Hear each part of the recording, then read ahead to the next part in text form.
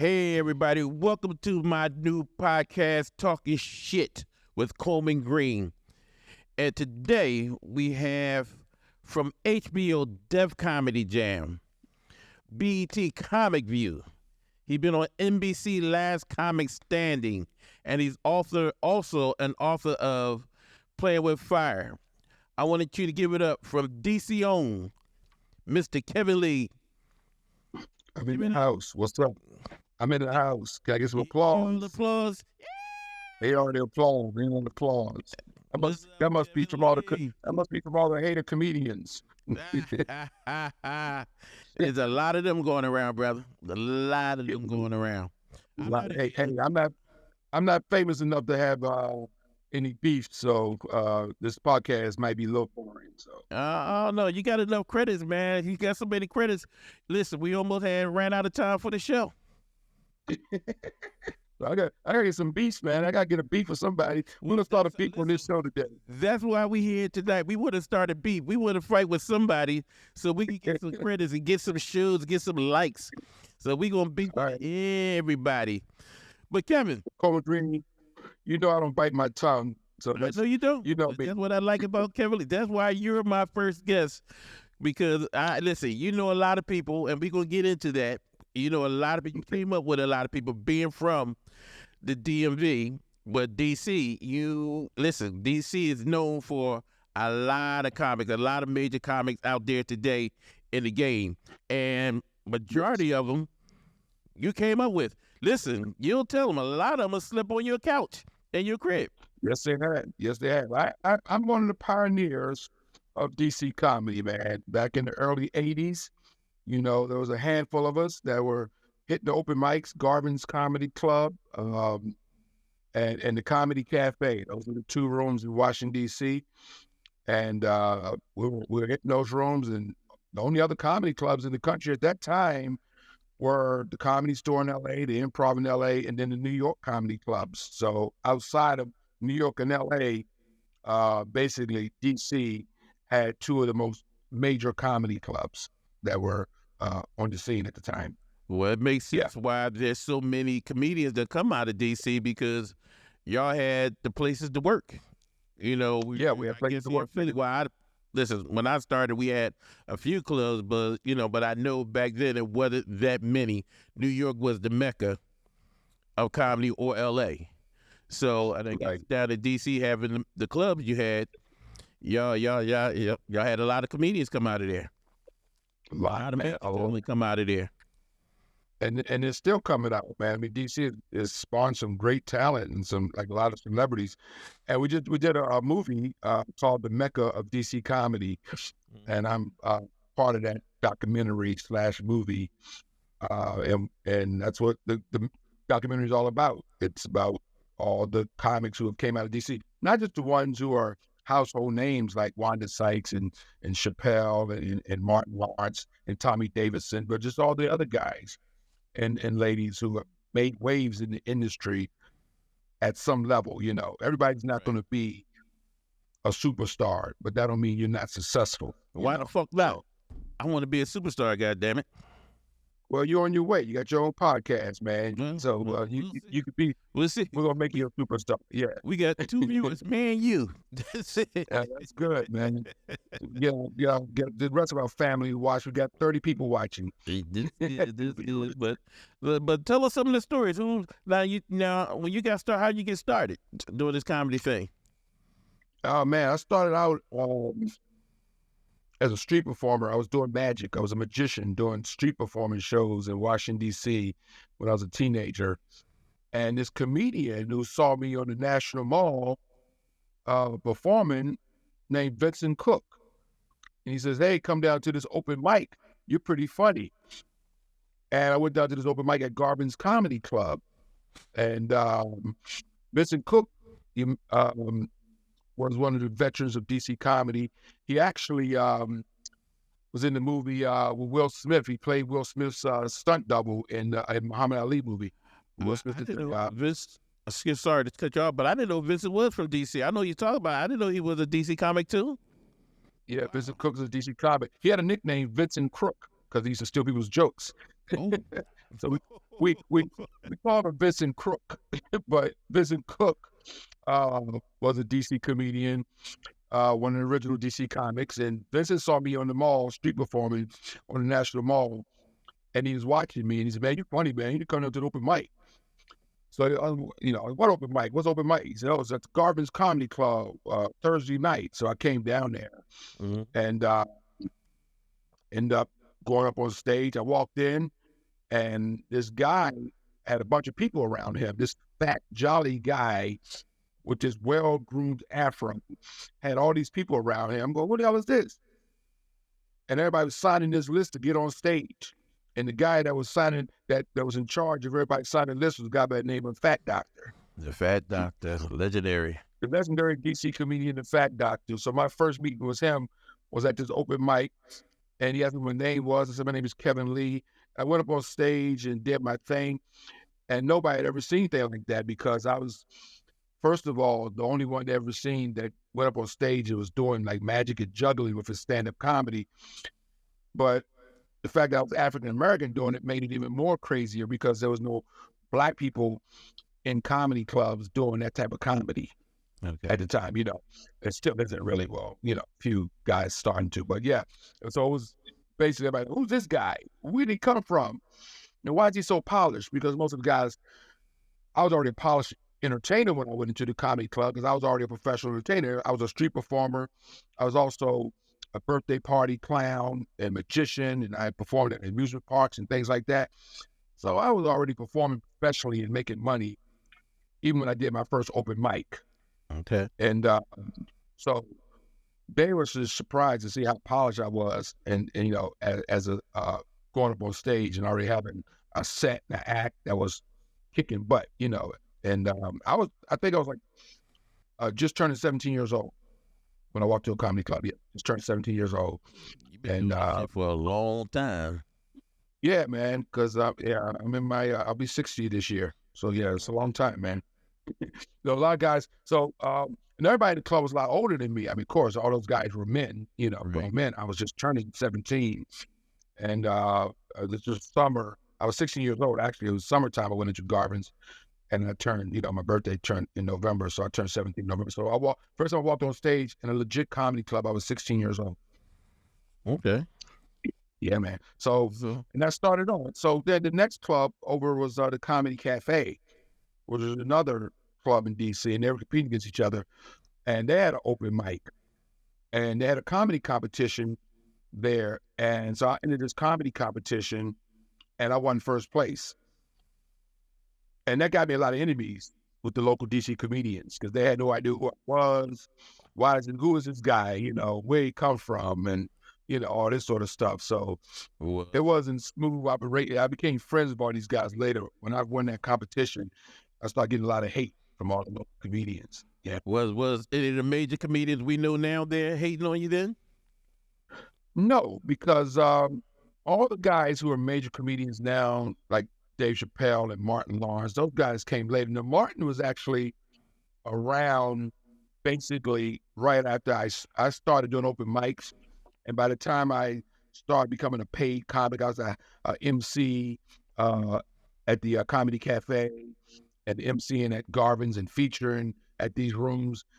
And for the people that don't feature me, that means you go up in the middle before the headliner. So Martin wasn't on the scene yet, but then he came on the scene.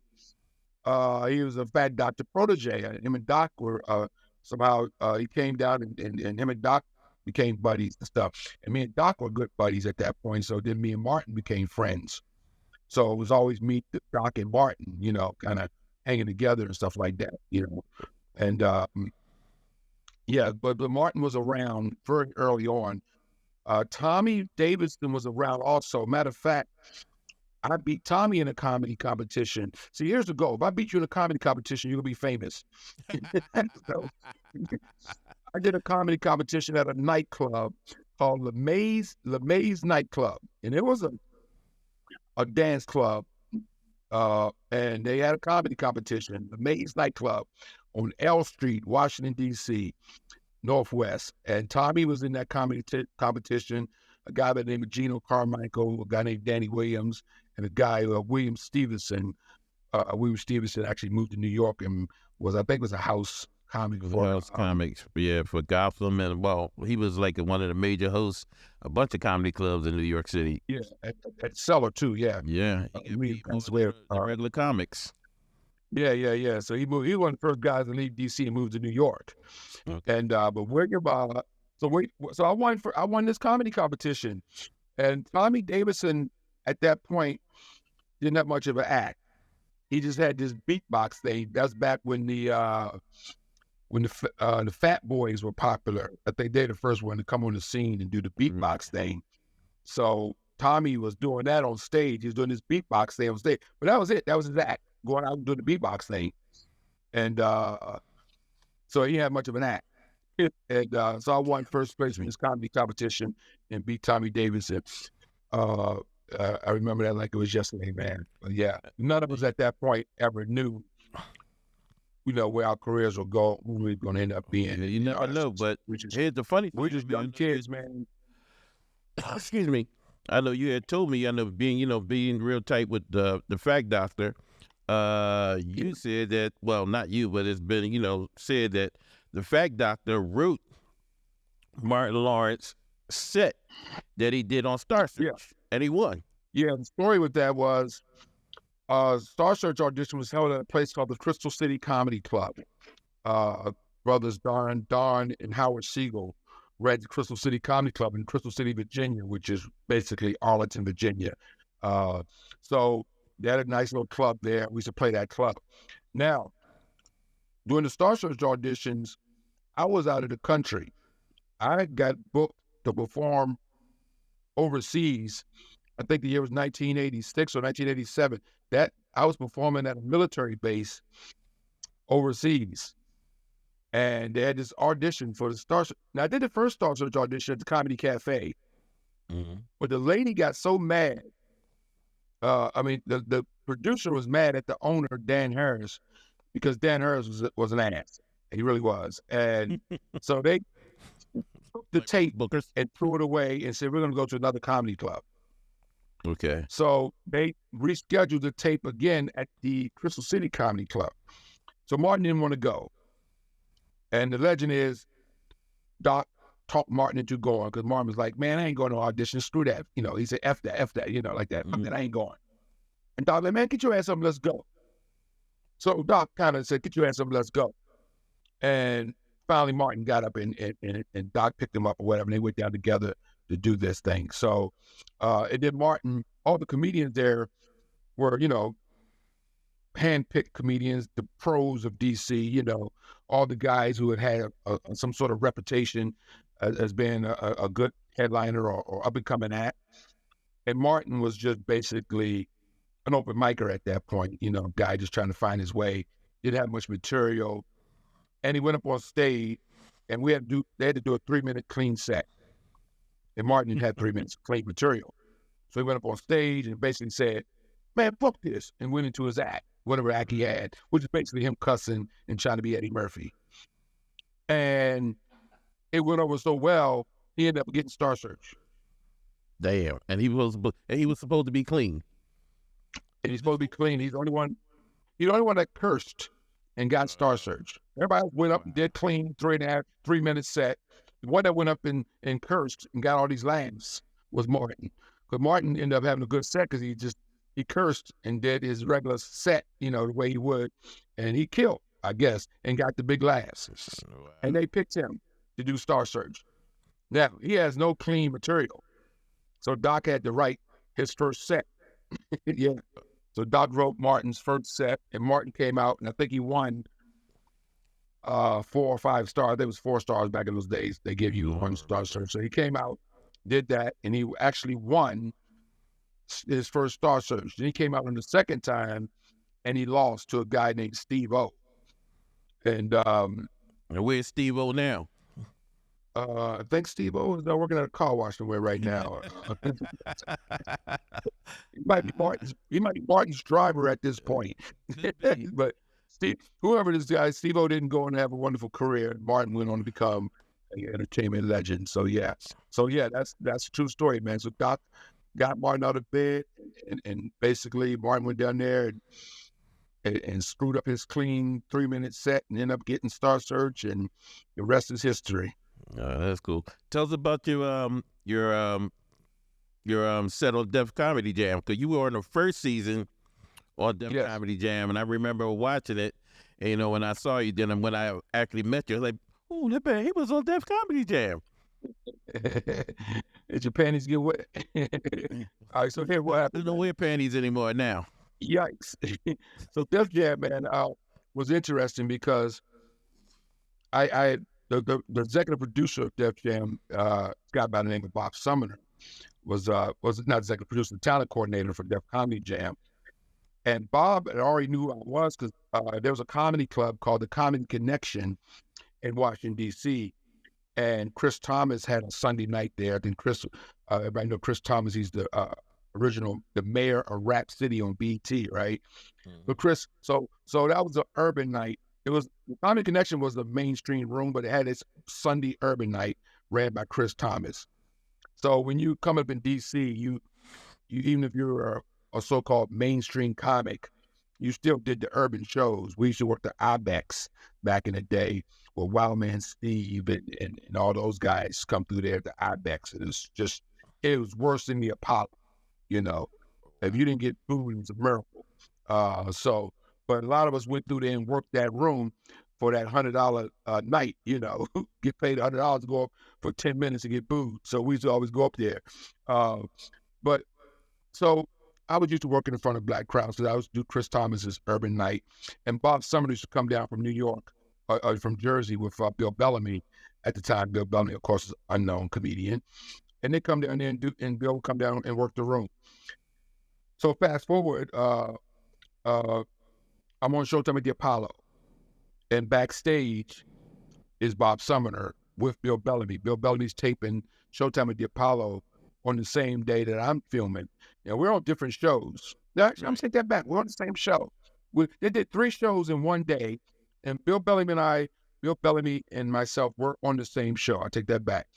The musical guest, I believe, was Regina Bell, and Peebo Bryson was the musical guest. Bill Bellamy and myself were the comedian talents. So, but Bob Sumner was his manager, I believe, at the time. So my manager was a lady by the name of Vern Goff. Vern was also managing singer Tony Terry at the time. So we're at the Apollo, and Vern's big into the music. She got Tony Terry and a few other musical acts. And then she runs into Bob. Hey, Bob. So they start talking. They knew each other, right? So I'm managing Kevin Lee. You know, well, I'm with Bill Bellamy. They exchange all these numbers and all that sort of stuff, you know. So I go out, do my Apollo set. I rock the Apollo. I think the year was 1991. No, 1990, I'm sorry. 1991, Def Jam comes out. I'm a shoe-in. I'm on Def Comedy Jam. Martin Lawrence hosted the first 2 seasons, so I was on when Martin was on. I always say that real Def Comedy Jam with Martin hosted it, right? After that, it doesn't matter. You know, sorry to all the guys that did it after Martin left, but it didn't matter. So, yeah, man. So it was an amazing experience being on Def Comedy Jam. I mean, at the time, nobody knew. Nobody knew. Big it was, you know, nobody knew how we didn't know the show was going to be an iconic, groundbreaking show. Nobody knew that. We just thought, you know, another Apollo. You know, and we went out and did. Yeah, well, Martin was the host, man. Made Martin came from there. That who knew they would, you know, a lot of people know that my comedy influence was one was Bernie Mac, who was on there, and the other was Robin Harris, who was supposed to be the host of Def Comedy Jam. Then he passed away. Then Martin got the job. Martin got the job. So, I mean, it's crazy how things work. And then you went on from Def Comedy Jam. Did you go to Comic View afterwards? No, Comic View didn't come for a few years after that. We did after that we did Uptown Comedy Club, and that was a show that was kind of like a low budget version of In Living what's the show that the Wayne brothers did? Living Color. In Living Color. It was a low budget version of that. They had Jim Brewer, on that show. And Jim Brewer was like the poor man's Jim Carrey, you know. Okay. And Maceo and Cedric the Entertainer. Oh, I remember that show. I remember that. Yeah, I was on that show, man. Myself, Royale Watkins, did sets on that show. So Uptown Comedy Club, man. Now that show was originally filmed, I believe, when I did it was filmed for Fox TV. So we filmed the show, and then it wasn't a hit. It got snatched off the air quickly. And BET picked it up. It wasn't on very long. No, and BET picked it up. Oh, okay. So BET picked it up and just played the reruns. Okay. So it went from Fox affiliated show. BET bought it, and then BET just aired all the episodes and stuff. So it wasn't originally a BET show, but it ended up on BET. Oh, okay. For a couple of years. So yeah, and then after that, then came BET's Comic View, and that show was actually pretty good. It was bad because they ain't paid the comic shit, Coleman. The comics were getting $100. The first couple of years of Comic View, you were getting paid $100. Wow. And no matter where the show was being filmed, you had to go, get there, pay for your own hotel, pay your way there, pay for your food, everything. Bob Johnson, billionaire, wasn't paying the talent any money. Yes. Wasn't paying the talent no money. So once it got out, because I think D.L. Hughley started mouthing about how bad the comics being treated. Right. And then they changed it up. So they went from 100 to 300. Woo! I remember taping. So I did five episodes of BET's Comic View. 5 different episodes of BET's Comic View, man. Atlanta, New Orleans, DC. What else? I take 5 episodes. I can't remember all the cities at this point. Did you get your $1,500? Yes, that's what I made. Yeah, I think it went up actually. I think it went up again. I think it went up again to like maybe 5 or 7 or something like that. Okay. I remember being in New Orleans. I think when we did the last one I taped was the New Orleans Mardi Gras one, and I think that check was like maybe a little higher than other checks. Yeah, so it went up eventually, but at that point, you know. But I say this, but the show was great. The show was great. Yeah, I mean, it was good exposure. It was good exposure. They showed the hell out of you. It was good exposure. I mean, even though they showed the hell out of you, man. They ran your shit over, but still, yeah, they made a lot of money because they ran you. You were seen so much. It was a point, man, Coleman, where I was so famous around black people that if I went to the mall, I get recognized every time I went to the mall, man. You know, I would go to the mall, and I heard one time I was in a store in the mall, and I heard this couple go, "It is him." That's him with the balls. Well, excuse me. The balls. 2 things people always recognize me from was the window frame and the Band-Aids, man. Or in the cone head thing, the cone head things to do. And I always have people come to the Band-Aids. We're going to do the window frame. You know, so yeah, man. So those are recognizable jokes, man. And people come to me in the mall and stuff like that, and always, yeah. So it was crazy. But the weird thing was that none of the gatekeepers thought I was popular. You know what I'm saying, Coleman? Let's get into that. The gatekeeper. I was popular. Here's the deal, man. I remember taping Def Jam. I swear to God, it's a true story, man. One of the cameramen came up to me after the taping. Everybody's leaving the theater, and the cameraman came up to me and thanked me. Because he was like, man, so refreshing. So refreshing to see something different and good. You know? So I think the gatekeepers didn't take notice of me. You know, I think I would hit with the public more than I was with the gatekeepers, you know. I think they thought I was corny. They didn't know what to do with me, Coleman Gene. You know what I'm saying? Like, what do we do with this guy? He can't juggle on a sitcom. They think that the only way I can be funny is juggling. Right. He can't juggle in a movie. You know what I'm saying? So they didn't know they didn't know what to do with me, dude. They didn't know what to do with me. They just couldn't. That's a tough spot to be in. Yeah, it is a tough spot to be in because now I jumped ship because I was a mainstream comedian, working the mainstream comedy club circuit. To be blunt about it, I'm working the white circuit. Okay, right.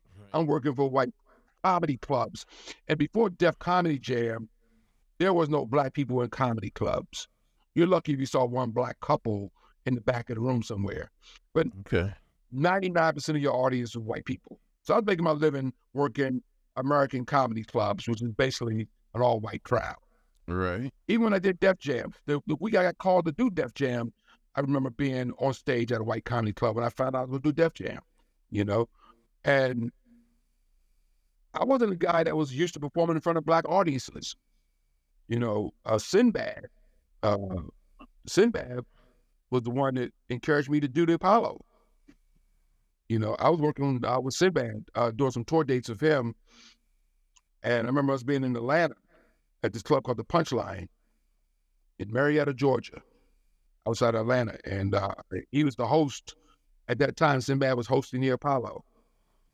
So he's doing tour dates, flying to New York, taping the Apollo, come back out. He said, man, your act could kill, man. Your act could do well with that crowd. So Sinbad was the one that really encouraged me to get on the Apollo, you know, because I didn't really think my act would work with black people because I never performed in front of black people, you know. So now I'm on all these black TV shows. I've done Showtime at the Apollo, Uptown Comedy Club, Comic View on BET, you know, all these black shows. I've done basically every urban comedy show that's been out, right? Except for P. Diddy's Bad Boys of Comedy, which I said I didn't want to do that show. You better be glad. Well, I was offered to do this. I was offered the show. I didn't do it. I made a decision not to do it at that point. I didn't want to do another urban comedy show. Okay. To be honest with you. Okay. But so I was offered P. Diddy's Bad Boy of Comedy. That's funny. I know where you're going. I know where you're going, Coleman. Where you going? Oh yeah, man. So you didn't want, but I've been in every major comedy show, every major urban comedy show in America I've been on. And not only have I been on these shows, I've been a hit on all these shows. So with that being said, brother, I'm still not popular with the black audiences, which is really strange. Because you have a different act, and it's strange that, you know, because it's different, it's not, you would figure because it's different, it would get more play. Right. But sometimes, you know, everybody wants to stay the same. And we don't think outside the box on that. We don't think outside the box, Coleman Green, and that's one of our problems. Because if you think about it, if you watch Comic View, if I give you $100 for every time somebody humped the bar stool, you go buy a new car. No. I know there's a movement called Me Too with stools now. There's a movement. Humping the bar stool, man. A lot of stools has been raped. I've seen. Yes, they have. And 90% of that was on Comic View. Another 20% was on Def Jam. Every time I see a stool, they scream, "Get off of me!" Well, maybe because of my weight, but you know.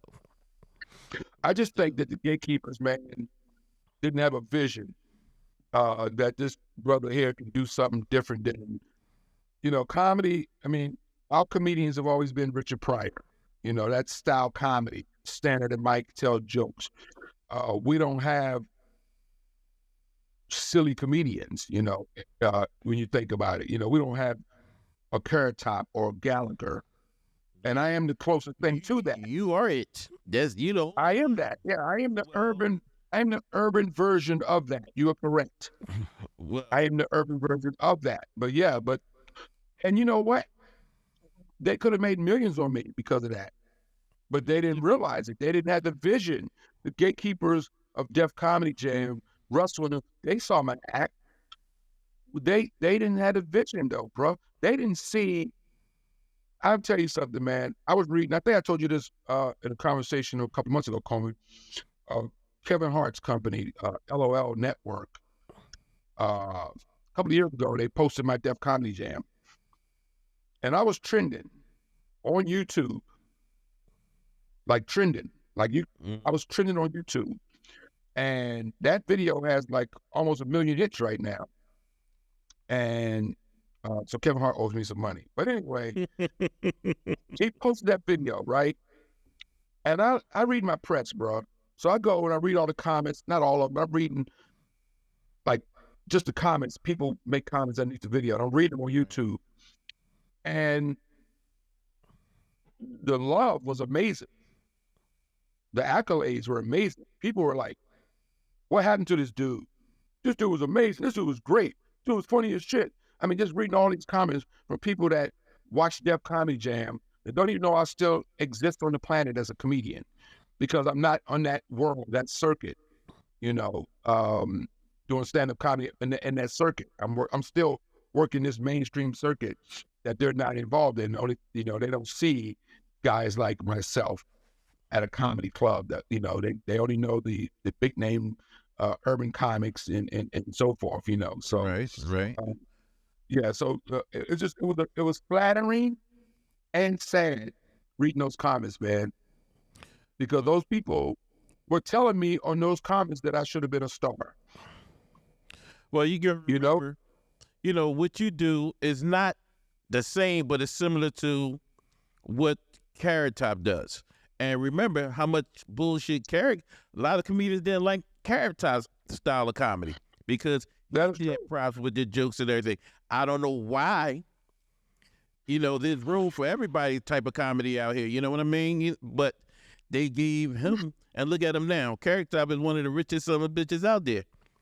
Yes, he is. I think Carrot Top. I mean, he traveled, but I think he got rich from doing Vegas, and people want to see that. And remember, you've been to Philly. We got the Wid. The Wid is a prop comic, very funny, and you know, I don't think Wid got his just due. Whatever he did not. Wid is funny as shit, and he has not got his just due. And some of that's maybe Wid's fault because Wid didn't. You know, Wid one of those comedians that should have broadened his horizon. He should have left Philly and moved to L.A. or to one of those, or New York earlier. Not New York, because New York wouldn't accept him, you know. New York is very hard on prop comics. And, you know, I think I told you, we lost on prop comics. Everybody's out hard on prop comics. When I first moved to New York 14 years ago, I showcased at the Broadway Comedy Club. And the owner, Al Martin, who just passed away a few months ago, rest in peace, Al Martin. Mm-hmm. Al pulled me to the side. He says, hey, man, I love your show. I love your set. You were great. You killed my audience. You can work my club anytime you want to. He says, but I can tell you right now, the other New York comedy clubs are not going to accept you. But I'm going to accept you because I like what you do. You know, and he was right. He was right. He only cared about me making his people laugh. He didn't care about the politics of me being a monologist or, you know, or because most people think that you're cheating when you're using props. And that's just so not true. It takes talent and it takes being funny to make props come alive. You know, I had a comedian, I'll mention his name on this podcast, matter of fact, comedian Pierre Edwards. Right. And Pierre's out of D.C. Everybody know Pierre. He's been in a few movies. He's in the movie Baps. He got his very hot podcast right now. You know, doing his thing. Yeah, Pierre's doing his thing out there, man. But, you know, Pierre, back in the day in D.C., he used to always say, I'll steal your bag. I'll hide your bag from you. You don't have no act. You know, you won't be funny about Jack, you know. And it was constantly, it was always nonstop, though. It was never like one time, oh, we comedians, that's a joke, that's funny, ha, ha, ha. It was always, you know, coming out of his mouth that, you know. So to me, it was kind of like jealousy, you know, to a certain extent, because it got out of control with the threats of hiding my bag or whatever, you know. So, you know, but I enjoy working with the props, man. I think it's something, look, my audiences love it. People that see me perform love it. I don't care if you're black, I don't care if you're white, Chinese, I don't care who you are. You sit in the Kevin Lee show, you're going to have a great time. And I love props. I wouldn't change anything, you know. Do I think I could take a pad and pen and sit down and write jokes? At this stage, probably yes, because I understand comedy. I understand audiences. I've been doing this for 40-something years. I understand. I'm a student of this game. I'm a student of entertainment. I'm a student, period, of this. So if I want to be a straight stand-up comedian, I believe I can be. I would never get rid of my props because I love it. I love it. I love the props. I do prop comedy because it makes me happy, you know. It makes me happy playing with all these crazy gags and jokes and the juggling and the magic and all that stuff, you know. So, but I don't. It's different, man. But I don't think that most stand-up comics. I can't speak for most stand-up comics. I think it's the bookers and the agents more than it's the other comics. You know, I want to take a chance. I think most comedians respect Gallagher. Most comedians respect Carrot Top. It's the ones who they didn't respect now before. I mean, Gallagher. I don't know if he was putting out his own specials on HBO, but he was not. They took a chance on Gallagher, and they took a chance. Gallagher was putting out HBO specials, Coleman. When HBO was what Netflix is today. Really? Yeah, of course. It was huge. It was it. It was the only. And if you had Gallagher actually HBO, you were the shit. And Gallagher had more HBO specials than any comedian living. Still holds that record, I believe. It was so yeah. At that time, he came in an era where, like I said, he did the props and everything. It was different, and like I said, there was no black guy doing that. It was Gallagher, no. And then later on, but wasn't Amazing Jonathan? Was he doing props? Amazing Jonathan works a lot. He's more of a magician comedian like myself. Amazing Jonathan is more like a Kevin Lee / Norm Clark sort of guy, more than just straight props. You know, you got Wed, you got the Wed, and you got Gallagher, and you got Carrot Top. Those guys are just straight prop guys, you know. Right. They don't do magic and they don't do juggling. But then you had Harry Anderson and Michael Davis and myself and Joe Hodges and even Pee Wee Herman, you know, who did prop stuff.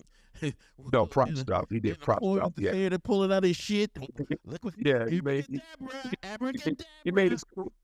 his career disappear for a while. Yeah, he did. He was the man back in the day. But yeah, he was, man. But his problem was he became a children's entertainer. Yeah, that was definitely. Once you become a children's entertainer, when you start doing movies for kids, then you get caught in a porn theater. Bam, it's over, bro. You know, he'd have been all right getting caught in the porn theater. If you're Richard Pryor, you don't ruin your career. But listen, you know, listen, he's at a porn theater. What the fuck he's supposed to do at a porn theater? You know, I agree with nobody but himself. Only person he violated was himself in the back of the chair. That's about it. But getting caught in porn theater now, I don't think they exist anymore because we got porn on our phones. You got porn everywhere, man. You got porn at your fingertips, man. It doesn't matter anymore. So you don't need a porn theater anymore. Poor people, Herman. He could have waited a few years for the cell phone that came out. He'd be all right. Too late. I'm watching porn right now during this podcast, actually. No, I'm watching porn during this podcast, actually. Coleman Gene. But it's a different beast out here now, and you know, and we talk about like from the prop. We talk about regular comedians. We talk about like comedians like myself. Now, it's moving to this trend of it's not how funny you are. It's how many likes and clicks you got now. Yeah, that's what it's about. And you got all these guys. And listen, I'm not against like the Matt Rife or Reefer. That listen, make their bag, make their money, do their things. But they're putting asses in the seat, and you know, people are complaining. You know, but all these guys are getting clicks. They filling up the comedy clubs, but people are not liking them. Well, I think bookers got lazy. I think bookers got lazy. They got to the point where they're like, why should we spend money on promotion? We can just get a guy that got millions of TikTok followers and they're going to come out and see him. Now, I ain't got to spend no money on radio. I ain't got to spend no money in the newspaper. I ain't got to spend no money on shit. I just got to get a guy that got millions of followers on TikTok, you know, and they're gonna come out. So that's where we at, bro. We was down in D.C. That fucking guy who came in and we were supposed to be upstairs, and they moved us down to the smaller room because this guy had all the fucking followers, and they brought him in at the last minute and moved him upstairs. Why? Because he had more followers. This is not saying that he's funnier, but he had more fucking followers. And that's bullshit. And that's a dangerous place for our industry to be in, you know. Yeah. That's a dangerous place for the industry to be in because guys like yourself who spend so much time writing good jokes and perfecting them, and guys like me who spent years perfecting my act to the point where it's a killer evening of comedy for the people that pay to get into a comedy club, none of that means anything at this point. Because you can go out and have an act where you're going to, you know, get a stand ovation every night or rock the house every night. And that doesn't guarantee you success anymore. Don't mean, you know, even getting on national television these days, you know, we talk about this all the time, you know, what happens if you get a spot on Fallon? Of course, you're going to do it. You're going to take Jimmy Fallon's show. You're going to get on one of the late night shows if you can, but it's not going to change the game. You know, we've been around long enough to remember it was a game changer at one point. You know, what time it was, but going to you got Leno at one point, it made your career. Exactly. I mean, a motherfucking thing now. We need Johnny Carson to come out the grave and get on his show and shit. That's the only way because it ain't happening now. You could be. I mean, don't get me wrong. If I did a late night talk show, I would do it. First of all, they were gonna put me on because I say motherfucker too much, but still, it's you drop the motherfuckers for about 8 minutes, Coleman. You can do it. So, but still, it's not like it's just not like it used to be. And I know things change, and you got to go along with the times and roll along. So now we have to be internet funny, not club funny. But I do see a little change a little bit because people start to see all these internet funny people aren't funny in the clubs. And the book that is true. Eventually going to have to stop and work. And I get it. As a book, if it's easy for me to get people in the club, I'm going to book this unfunny motherfucker so I can fill the seats, sell my food and my alcohol, make my money. You know, but eventually people going to stop coming to see that person. And Country Wayne. Let's talk about Country Wayne, for example. Country Wayne. Let's talk about Country Wayne, right? If he called you up, Coleman, tell you to keep your name out of his mouth. Tell him you don't know me. So look, Country Wayne just sold out. Fuck Country Wayne. Yeah, probably will. He just sold out a theater here in New York, the Beacon Theater. He just sold the Beacon Theater out in New York. That's a big spot, right? So we know New Yorkers are rough crowds to begin with. Right. But this guy is so popular that even if he's not funny, because we saw them boo T.I. here in New York, right? Right. T.I. came to New York and got booed because the crowd wasn't having it. You know, like so really either. Yeah, so I don't know what Country Wayne's doing on stage. According to his Netflix special, he's not that good as a stand-up.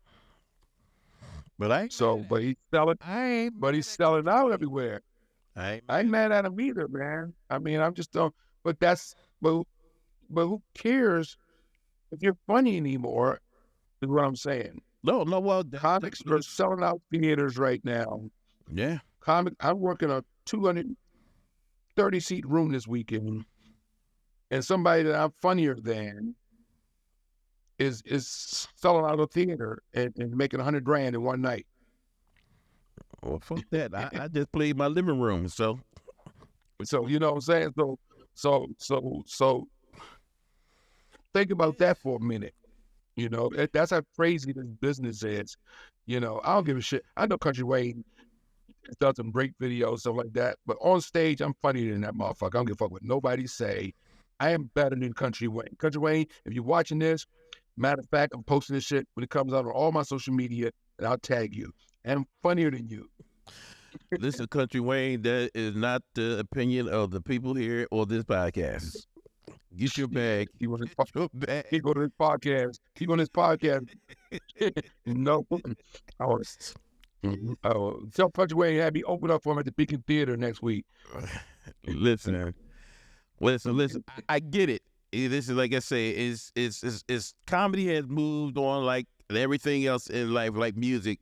Music used to be good. Music sucked now, So and I know we have to move with the time, but even with that being said, it's tough, man, out here, and just being funny ain't enough anymore. It's not enough. It's just not enough anymore, man. And everybody has a podcast now, so that's just the new thing now. Take that knuckle. Well, Coleman, it's not too late. The knuckle is always available to you. I know the movie is new, but I don't know. How big is this knuckle? It depends on where it comes from. All I say, if you see me driving a Mercedes in a big mansion, don't ask no fucking questions. That's all I'm saying. I'm not saying. Here's weird thing, Coleman. You know me, man. I've been around all these celebrities, man. I know. I've been around all these celebrities, man, and it is baffling. We talk about this all the time. We joke about this knuckle thing all the time. Right. Nobody's ever offered to knuckle me. It's knuckle. Well, like I say, neither have I, because the bill's still due. Nobody's ever said, Kevin, you want to get in this movie, the dude, meet me up in my hotel room. So of all the celebrities I've been around, nobody's ever offered me to take the knuckle, man. So I don't know if that's good or bad. So I don't know if that's good or bad. You've been around. Have any of them come out of the room walking funny? No answer that. Been around my share. Celebrities come out the room like this. Huh? Hey, not that I know of. I'm not saying anything happened, but listen. See, I'm too busy hoeing. Was hoeing back in my day. You notice what other people Speaking about hoeing, are we allowed to talk about that story in your book about a Playboy buddy or playmate? Can we talk about that? Yeah, we can. Let's talk about it.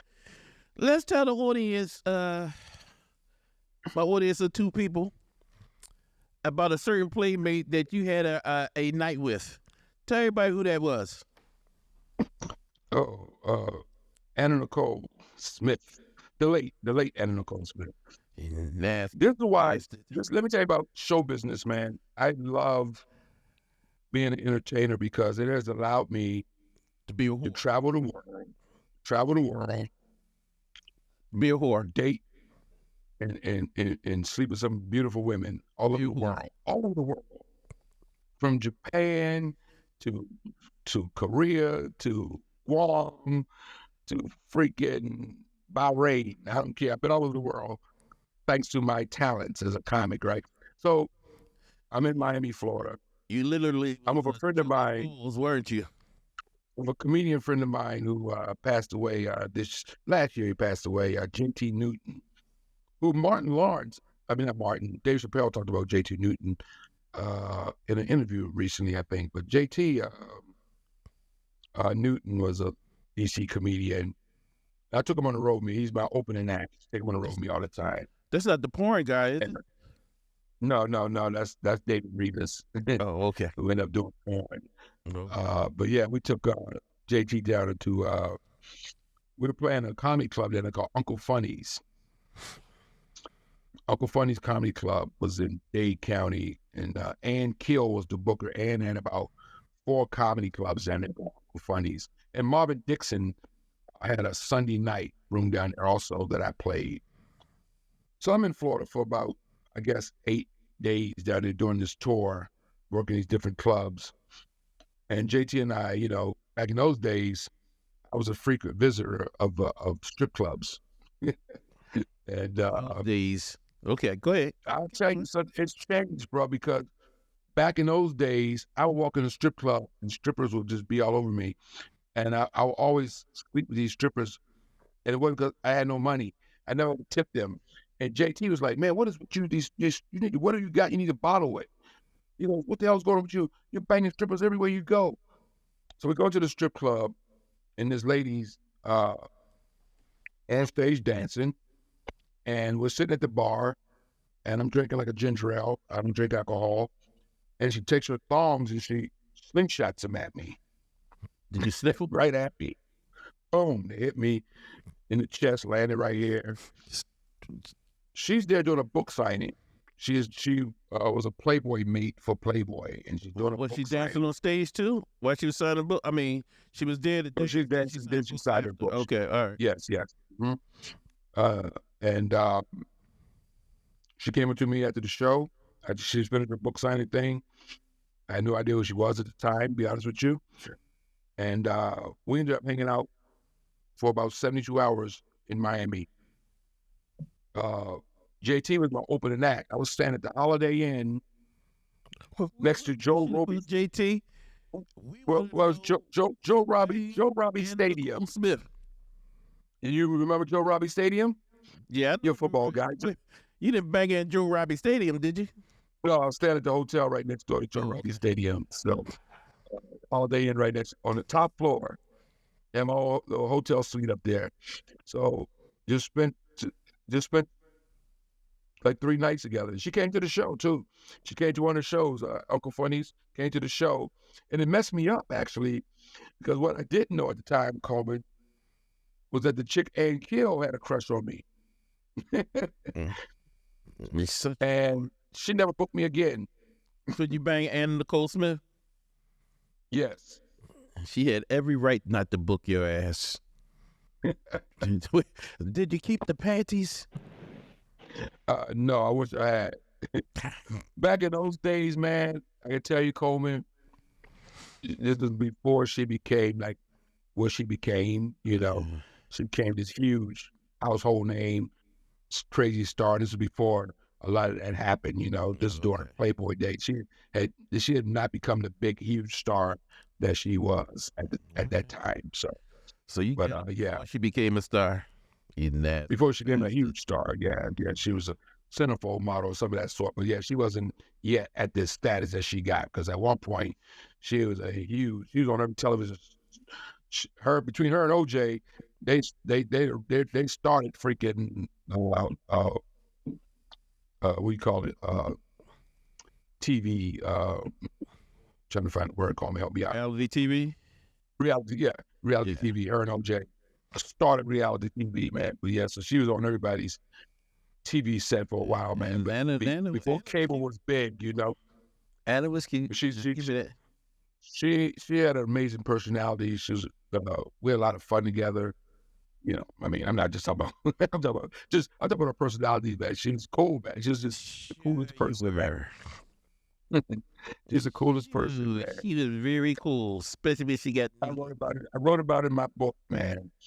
So there's a lot of things I couldn't write about in my book. Right? We talked about Michael Jackson when we were writing my book, because I met Michael Jackson, and we decided not to put that story in the book just because it's Michael Jackson, you know. Well, why can't we talk about it now? Well, we can't talk about it. It was nothing big. You think Tito gonna kick you? They just got left out the book. No, it wasn't nothing big about it. It was just I was living. It was nothing big, man. I just met Michael Jackson. I was living I was in L.A. trying to be a comedian, and I was living in the back of my van. Basically, true story. Lived in the back of my van, man. And I was driving to see. There's a place called Jerry's Famous Subs in Encino, California. And I was going there to watch. It was a sports bar. And because I live in the back of my van, I had no damn television. And the Lakers were in the playoffs. They were playing Portland Trailblazers. And I remember trying to go see the game. And I went to this restaurant called Jerry's Famous Subs in Encino, California. And pulled up in my van. I was driving a Ford Aerostar van. Ford Aerostar, green freaking Aerostar van. Remember, like it was yesterday. So I pull into the lot, I get out, and I'm walking into Jerry's Sub. When I get to the door, I look at the prices of the menu and I go, man, I can't afford to eat in this place right now. Because it was expensive. So I'm walking back to my minivan and I see this Rolls Royce pull into the parking lot and this white guy's driving it. And in the back, I saw somebody and I looked, that's Michael Jackson. And he was on the phone. Now, this is before cell phones. So he was on like one of those car phones, you know. Kind of like, remember the scene from Coming to America? I mean, not Coming to America, Eddie Murphy and Trading Places, one of them type of cars. Yeah, one of them Coleman type cars that the butler had. So Michael Jackson in the back.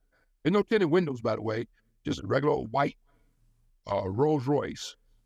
And I said, that's Michael Jackson. The guy gets out the car, and I approached him. I said, that's Michael Jackson. Can I say hi? He goes, no, but if you give me your address, I'll send you, we'll have him send you an autograph picture.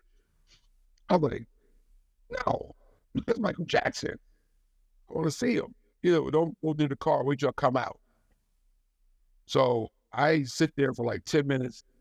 This guy comes out, he got these two big white bags like this, and he's walking towards Rolls Royce, and he puts them into the car, says something to Michael, then does like this, calls me over. And I go over, and I talk to Michael Jackson. I shake his hand. Out there, I got an autograph from him. He wrote me an autograph on the back of my headshot. I had a promo headshot. And I folded it, and he had a sign. And I didn't tell him I was an entertainer. And I got to tell you something, Coleman. I have met several people since that incident that knew Michael Jackson, and they told me that if I had told Michael Jackson that I was an entertainer and I was living in L.A. in my van, he would have helped me out. Well, you fucked up. Yeah, I did. That's my biggest regret ever that I would take to my grave.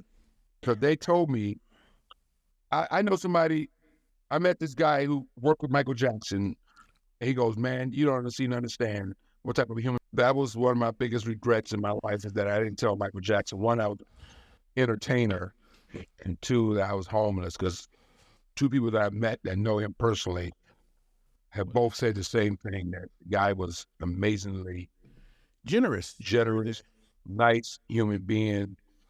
I heard that. With a big heart. And he was definitely, did I tell you my Jay Leno story? No. Would you like to hear? Sure. We hear. I got a Jay Leno story. It's kind of painful.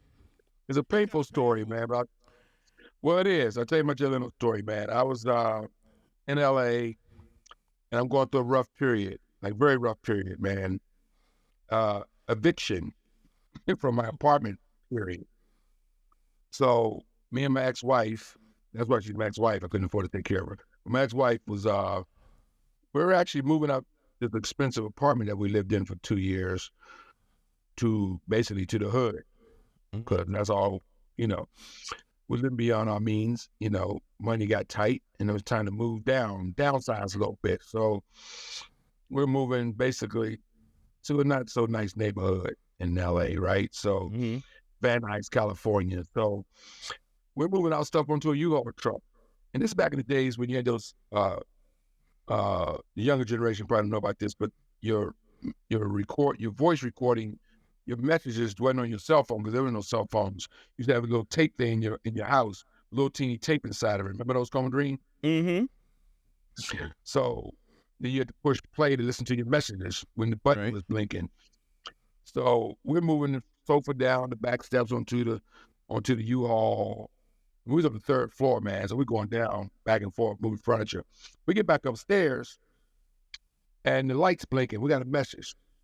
We push it, and it's Jay Leno. Call my house. Hey, it's Jay looking for Kevin. So my wife, and at the time, wrote a letter to Jay Leno saying, hey, my husband's a comedian. He's out here in L.A. He works at the Comedy Store. You know, he's trying to make it. He's a regular at the Comedy Store. Anything you can do to help him. She wrote this letter, signed it to Jay Leno, and mailed it to NBC Studios. Jay Leno got the letter. So people that think celebrities don't get their mail, Jay Leno got the letter, opened the letter, read the letter, and called my house looking for me. True story. Now I'm being evicted. So Jay Leno never left a message, return telephone number though. He didn't leave a return telephone number. He said, "Hey, this is Jay calling for Kevin." So we at this point have like maybe 2 or 3 days to get out this apartment. So we already got eviction notice, and we already got another place to move into. So, and then they're gonna cut the electric. Why did you start 69 that motherfucker? That wasn't a thing back in 1990 something, whatever. Coleman. It was 1997, 98, something like that. We don't start 69 back in those days. You couldn't. He didn't leave a return call. Oh, like a number. He said he would call back. Oh, okay. Now here's the deal. We went over to the other apartment, moved our furniture in, and we slept there that night. Came back the next day, was moving more furniture, slept at the new place. On the last day that we had to get out of the apartment, we came back to get a few more things, and there was another message on the machine. Guess who it was? Jay Leno, again. Oh, wait a minute. Why did you take the motherfucking phone with you? Am I saying fuck? What do you mean? No, you could take the phone with you. That number was no longer, you don't understand. I guess you never been evicted before, but let me explain this to you, Coleman. When you get evicted out of apartment, your telephone number don't go with you. Your ass getting evicted. This ain't the day of cell phones, so you so used to this thing right here. But you're old enough to remember.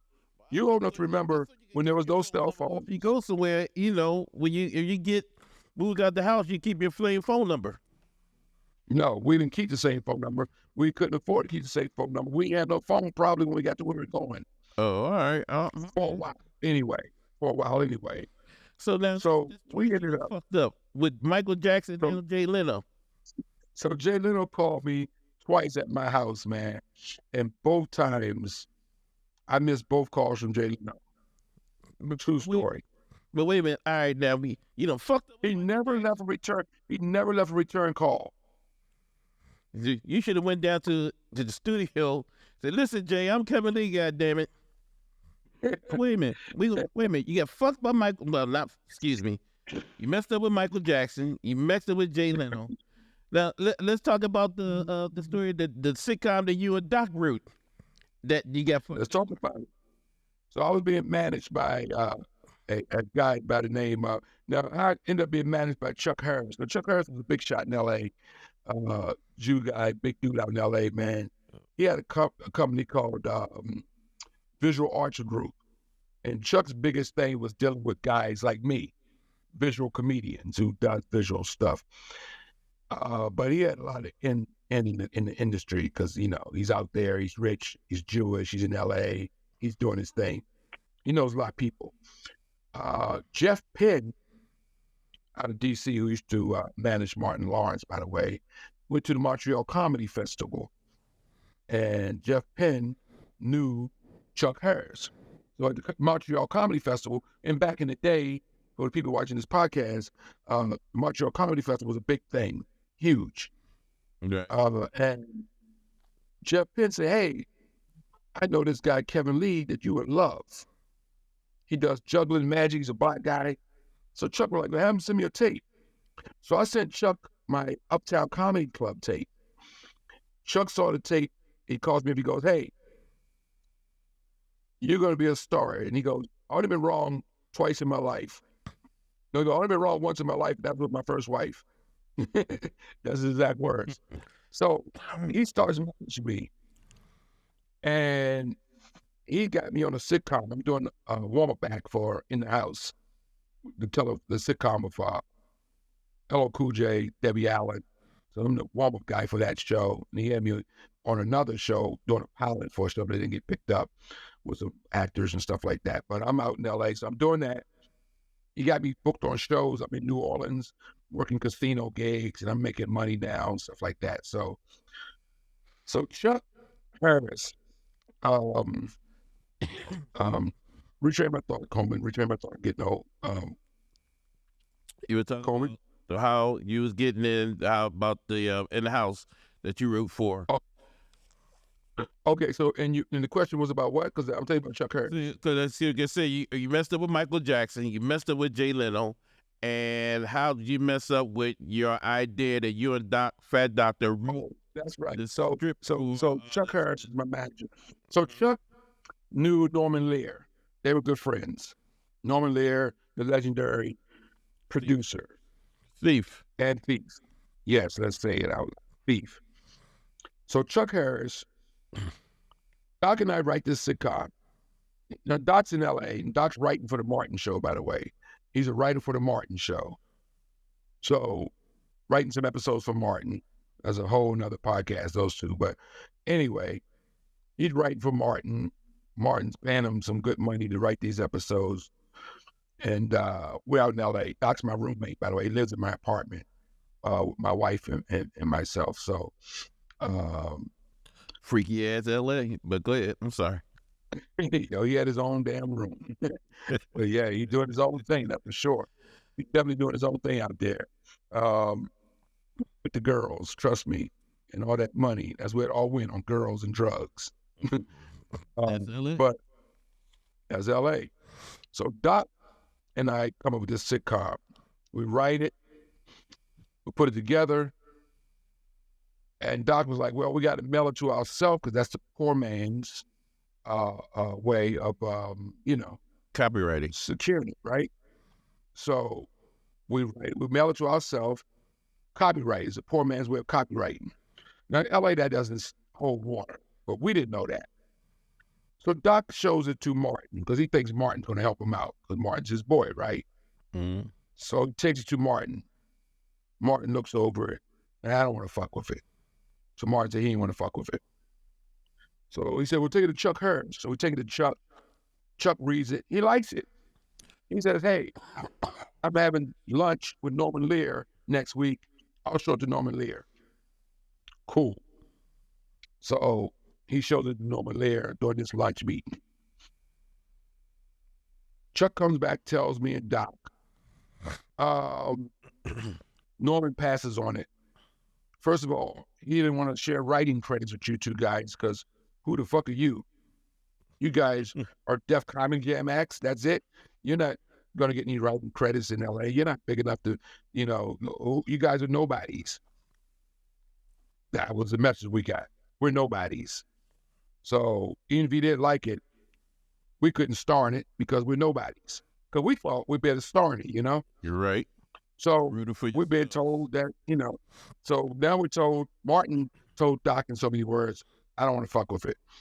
Now Chuck Harris is telling me Norman Lear saw it, looked at it, and he don't want to fuck with it. Okay, cool. So fast forward a year later, I think Eddie Griffin and Doc are buddies, because Doc is regular at the Comedy Store. He's there all the time. Eddie comes to the Comedy Store all the time,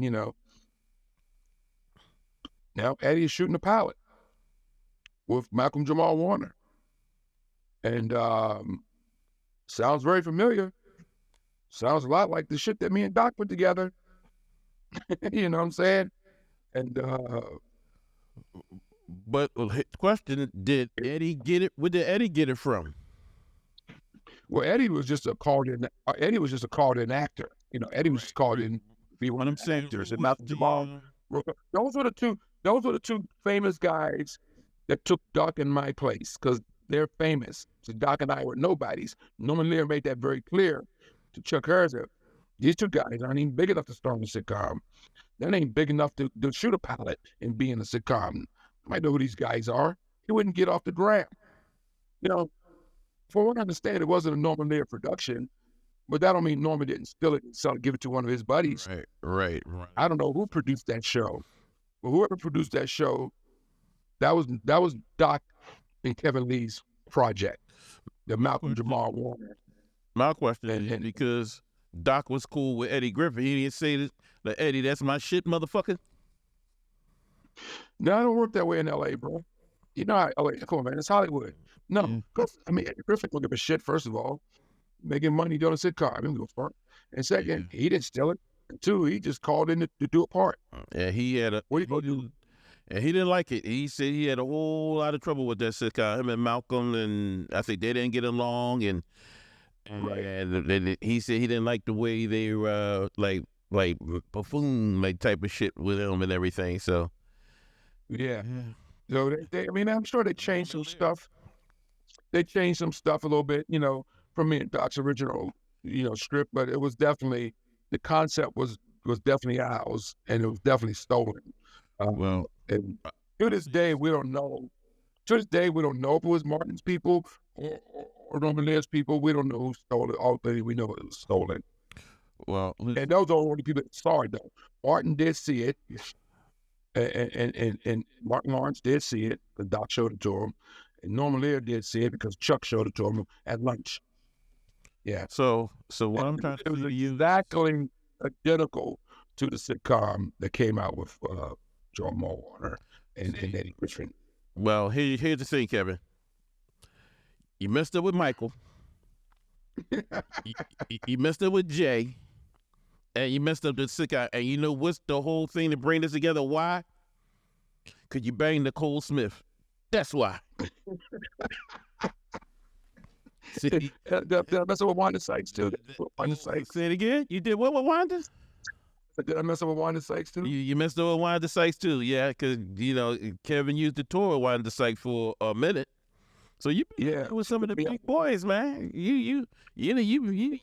Wanda put me on. Wanda was the reason I was on Last Comic Standing. Also, that's an interesting story. I haven't seen Wanda in years, and Wanda's another DC comic who went on to do big things. So. I looked up what Wanda was. Patricia, my fiance, she says, you want to reach out to Wanda? You got history with Wanda Sykes? Reach out to Wanda. I was like, nah, I ain't reaching out to my star friends. I got this thing about reaching out to my friends that are celebrities. I'm not reaching out to Wanda. I'm not reaching out to Dave Chappelle. I'm not reaching out to nobody. So guess what? Patricia goes behind my back. Sends Wanda a tweet, because Twitter is just getting big, right? 2015 was the year.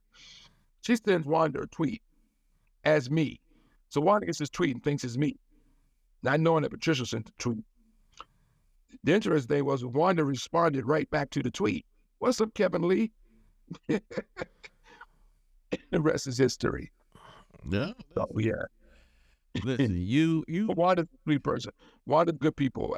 Nothing negative to say about Wanda. Wanda took me out on the road with her, opened up her shows, some of the biggest venues I ever played. We hung out in hotels and ate dinner and lunch together, and traveled on planes together.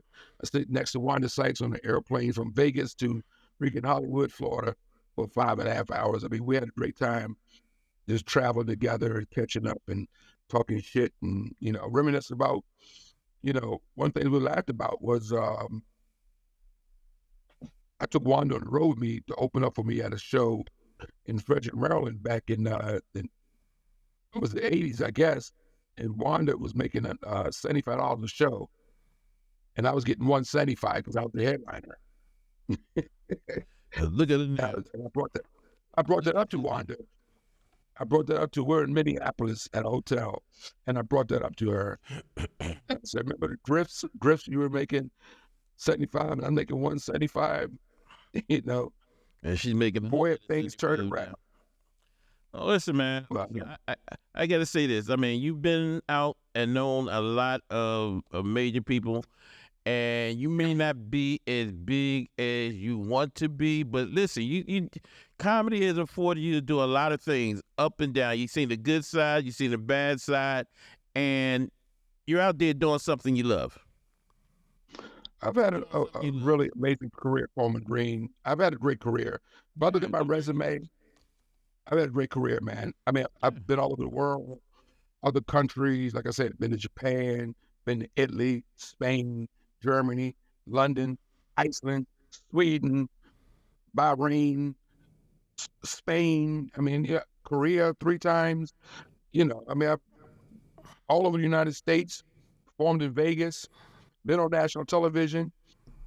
Listen, worked with Bernie Mac, Listen, your boy Bernie Mac, I work with, I had pleasure saying I work with Bernie Mac, so what they say, Martin Lawrence. Glitter. What's they saying? All this glitter is whatever the fuck they say, but you know what I'm saying. But glitter and gold.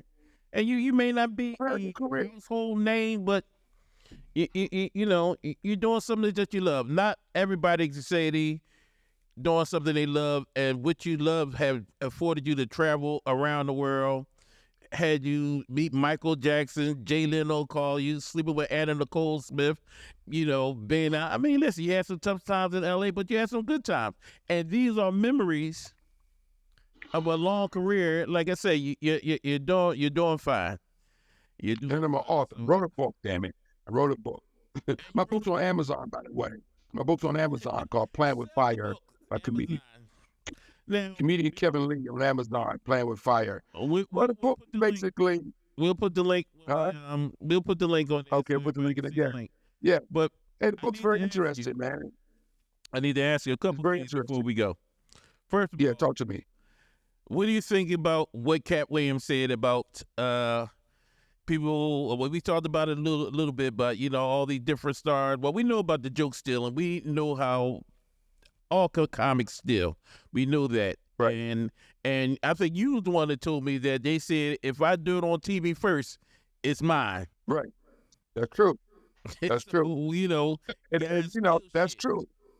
And Robin Williams is famous for that. Robin Williams used to steal people's jokes and do it on Carson, and it's a rap. I remember doing this bit in my show, and Harry Anderson, comedian, magician Harry Anderson, who was famous for being he was a judge on Night Court, Judge Harry Anderson on Night Court. But Harry did a bit on Sunday Night Live, and I had to stop doing that bit because he did on Sunday Night Live, and it was something that I was doing in my show. It was a magic prop I was using in my act. But once he did on Sunday Night Live, it was like, man, yeah, it was a wrap because everybody on Sunday Night Live saw it, So yeah, man, that's something that's been going on forever, part of the business, man. But as far as Cat Williams go, I think Cat Williams opened up a bad can of worms, man. I don't like it, to be honest with you. I don't like it. No, I think he's. You don't like about what he said? I think there's already not enough unity between Black entertainers in the comedy industry. I think there's no unity in the comedy industry. And me and you talk in private all the time. I feel like some of the guys who I've come in the game with never came back and threw me a olive leaf. You know what I'm saying? Mm-hmm. So there's no. Let me tell this quick story real quick. I know you got to move on, but I want to say Martin Lawrence and I did a gig. Matter of fact, I thought about this today. The day is April 1st, the day Marvin Gaye was murdered on this day, 1984. Right. You know who I was with on 1984 on the day Marvin Gaye died? I was with Martin Lawrence. We did a show in Southern Maryland, a place called, we did a club in Southern Maryland. I can't think of the name of the place because it's 1984. But we were together that night performing. And we drove down in Martin's car. Martin had a blue Ford Escort. And he had it jacked up. He had rims on it. And he kept it clean.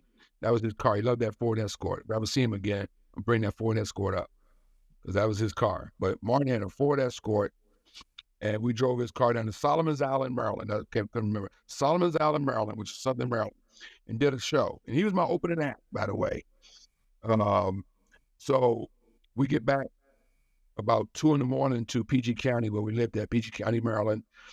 And I was living with my sister at the time, and Martin was living with his sister. Across the street from each other, different apartment complexes, though. So we went to 7-Eleven and got some cereal and milk, went to Martin's house, and sit there and ate some cereal till about 3 a.m, talk shit, ended up crashing at his crib. The next day, I was still at his house when it came over the airwaves that Marvin Gaye was murdered. And I was with Martin Lawrence on that day. I remember Donnie Simpson being on TV talking about it, talking about He was on one of the news stations about Marvin Gaye's murder. We sit there and watch it together. So 1984, April 1st, I was with Martin Lawrence. Yeah. The day Marvin Gaye was, everybody remembers where they were when things like that happened. And I was with Martin on that day. So that's how far we go back, man. Yeah.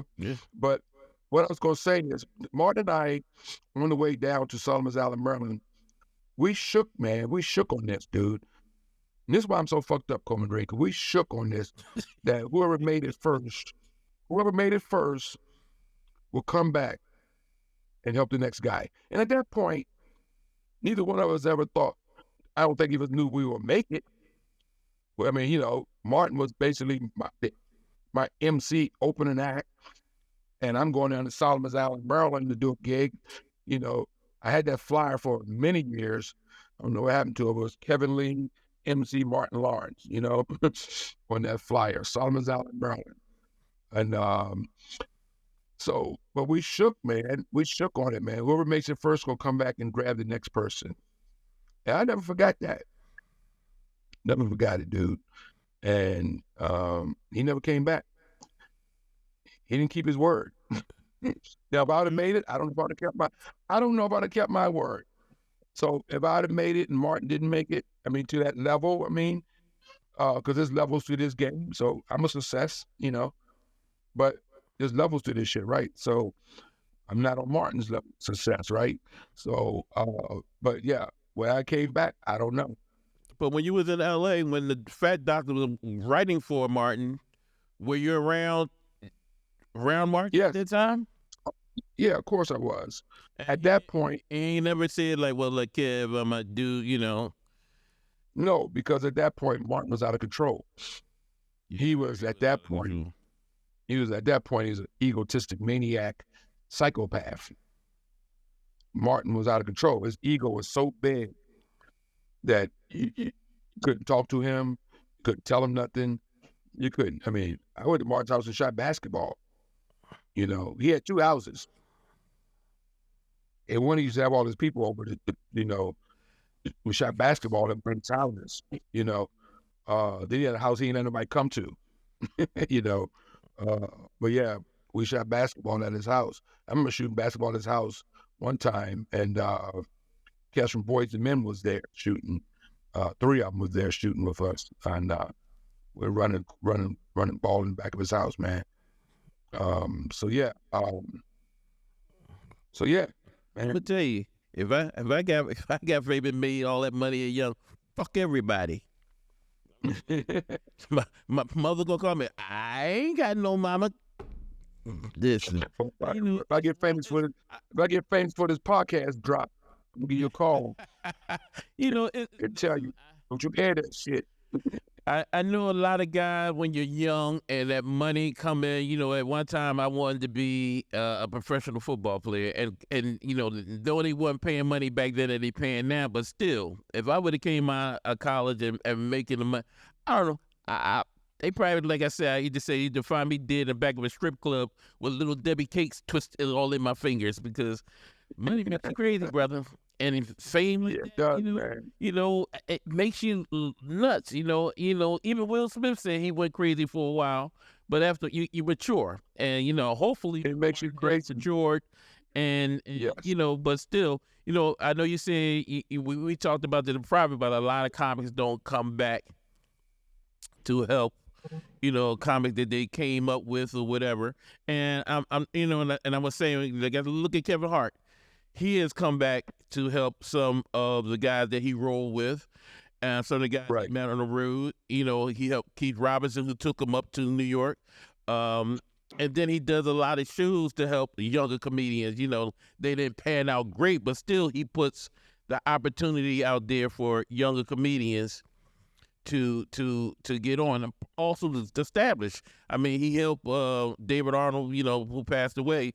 He took him a couple years to promote his thing, and but David Arnold started getting famous for doing his videos, and I know he said he was gonna help Touré do a special, but David Arnold said it took him 3 years to finally get his one special with Kevin Hart, him being so busy. So I don't know where the status is with him doing Touré's special now, because Touré, Philadelphia kid, comedian here. But there are some that come back, but we talked about this before. Not many, being DC having so many comics that have made it to that level, you don't see them going back and helping the guys that, that came up the chain with them. You know what I mean? And it's, I guess it's, I don't know. They don't say, well, listen, I came up with this person. And like you saying, Tony Woods and all these guys that came out of DC, Dave Chappelle, number one, Dave Chappelle helped a lot of guys, but not a lot of them guys are from DC though. Yeah, that is true. And I don't, Martin, to my knowledge, Martin didn't come back and help anybody. I don't think, I mean, I can't say Wanda hasn't helped anybody because she's helped me, a lot, she's done a lot to help my career move forward, She gave me a major television credit. She took me on tour, which is a good credit to have, so, I mean, she's very generous to me, but not a lot though. I mean, I'm talking about just comedians coming back to help, guys like, I should have my special by now, I know enough guys, I should have a special by now, I mean, what Pierre did these movies, he has these movies that he did, that he self-produced these movies. But he financed himself, I understand, but he hasn't put any, I don't think there's no DC talent in none of those movies though. Oh, there's no DC talent in none of those movies that I know of, as far as comedians. You might have some DC actors in there, maybe, I don't know, but there's no DC talent in none of Pierre's movies, that he's done. And there's no, I think Chappelle produced Donnell Rollins' Netflix special, but right. What I understand, that relationship between those two started in New York. They're not because he's a DC comic. They became friends in New York, So it's not like he went back to DC and grabbed Donnell, you know what I'm saying? It's not like the Martin came back and grabbed somebody. Like, there's so much talent. Matter of fact, what I understand was Chappelle came back and did his one of his HBO specials, his Netflix specials at the Warner Theater in DC. No DC acts were opening for him. The guys opening the show were other guys, And we're like, wow, all this talent in DC, all these funny motherfuckers here, no DC acts, So, all just it's a little weird and little, I don't spend too much energy, I'm trying to spend too much energy worrying about that, man. I'm still in the game. I'm still grinding, Coleman Gene. Still putting in the work, as you know. We're still out here doing the comedy clubs and other venues and cruise ships and stuff like that. I'm out here doing my thing. And it is what it is, man. If it's in my cards at this point, it's in my cards, The game ain't over, So maybe you need to bang more Playboy bunnies. I've done plenty of that. I've banged a little bit of everybody. I don't think your fiance would like that shit, but still, I'm just saying. She knows. She knows. I wrote about it in my book. My mama read my book. There's a chapter in my book that talks about nothing about. There's a chapter in my book that speaks on nothing about but my strippers and hookers and hoes and all that. There's a whole chapter on it on prostitutes and things like that, all the strippers and things I've been around and dating and hung out with on the road and stuff like that. So basically, you used to hang out at Puffy's house. Basically, yes. Hang out with Puffy. So what do you think about the Puffy thing before we go?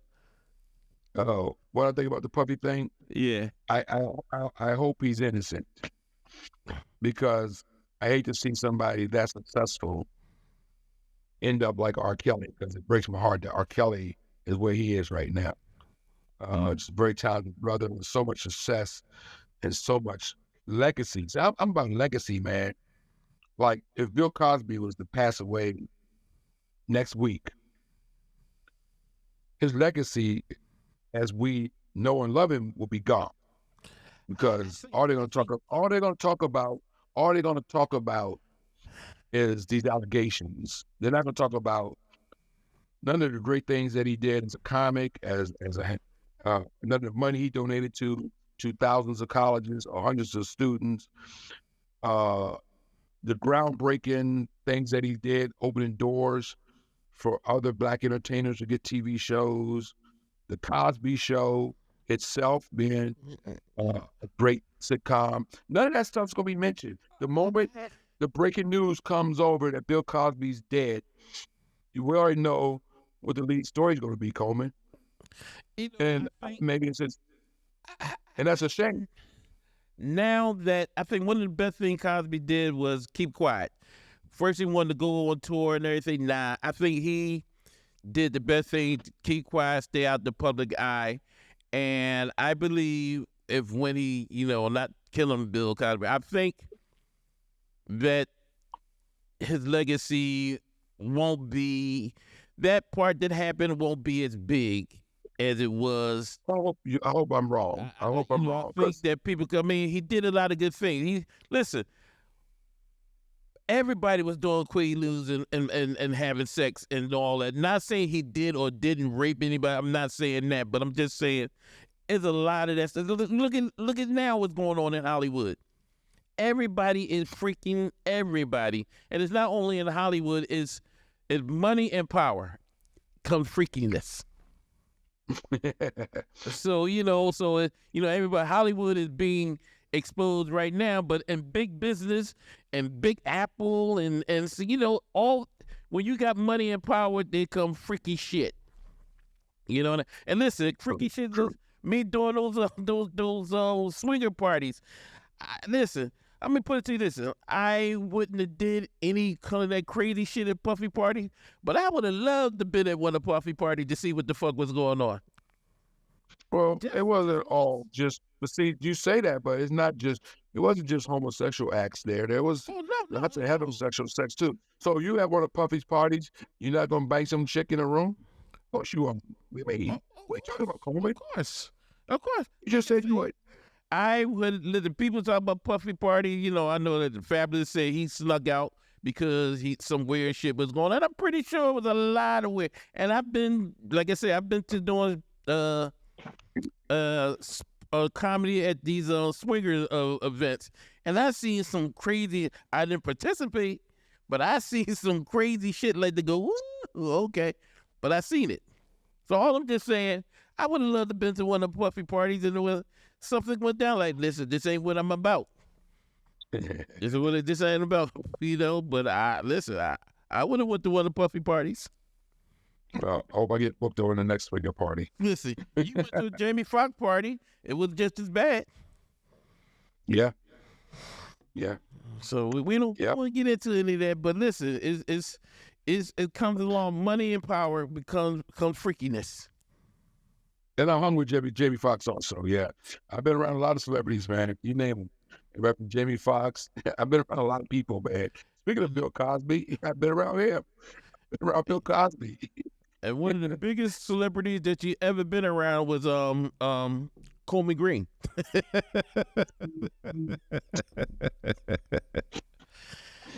You're on my list, Coleman. Listen, Kimberly, it's been a pleasure talking to you, man. Won't you promote your next show coming up?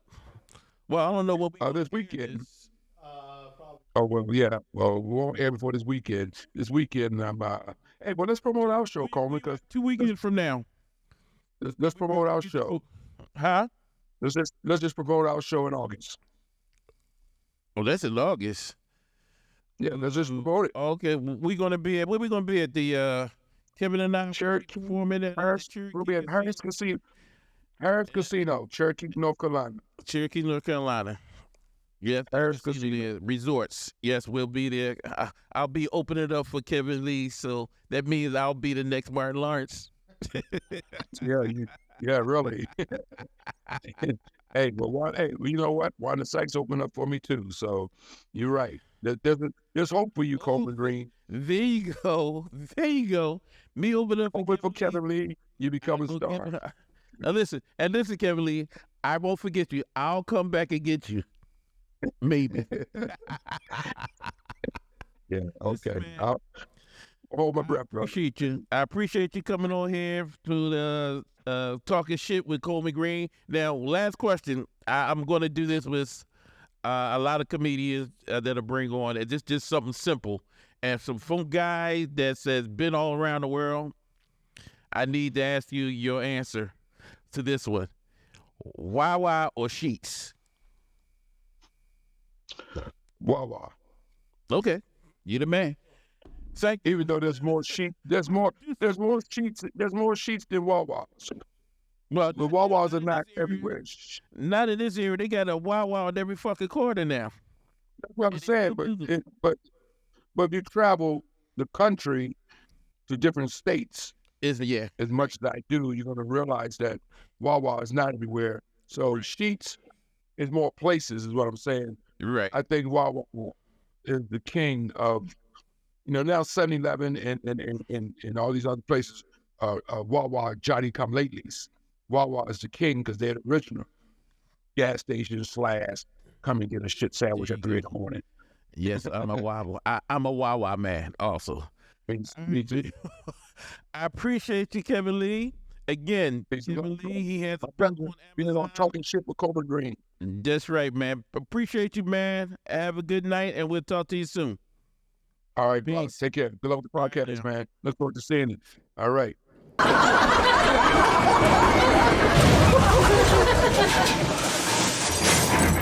Comedy Train.